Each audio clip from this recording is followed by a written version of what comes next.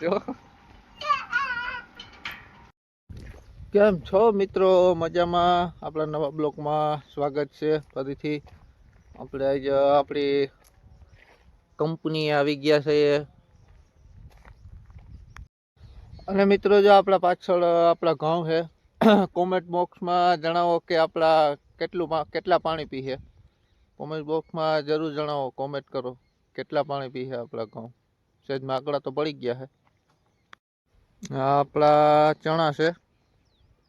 ચણામાં પણ પાણી ચડાવી દીધું અને પી ગયું. આ ક્યાંક રાવા પડ્યા એવું લાગે છે ચણામાં. આ હવે જાજો ટાઈમ નહીં કાઢે ચણા. તો મિત્રો જો ધાણા વરવા આવ્યા છે. બધું પાક ઉપર જ છે એમ ટૂંકમાં. એક બે પાણી ખમે એમ છે. હવે આપણે જો સૈણા ઉપાડીએ છોકરાઓના ખાવા માટે. મિત્રો આપણે નીરવભાઈની વાડી આવી ગયા અને ધાણા કાઢવાના છે ને ફૂંકણી આમાં આપણે ઝારા બદલાવાના છે. આપણે ઝારા બદલાવી નાખીએ. જો અહીંયા ઝારા બદલાવાના કામ ચાલુ છે. જો બાનાન ઉલે જો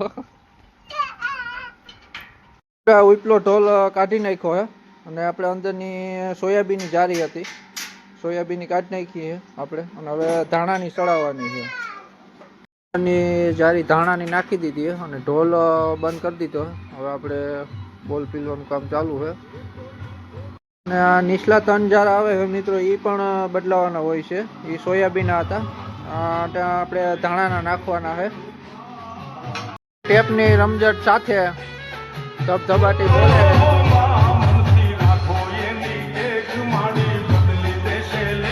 આપણે થોડીક વાર ફૂંકણી ચાલુ કરી છે, કેમ કે ઓલા ઝારા નાખવામાં જે ઓલો ડૂસો હતો ને એ નીકળી જાય એવા માટે. એટલે આપણે ઝારા નાખવામાં આસાની રહે મિત્રો.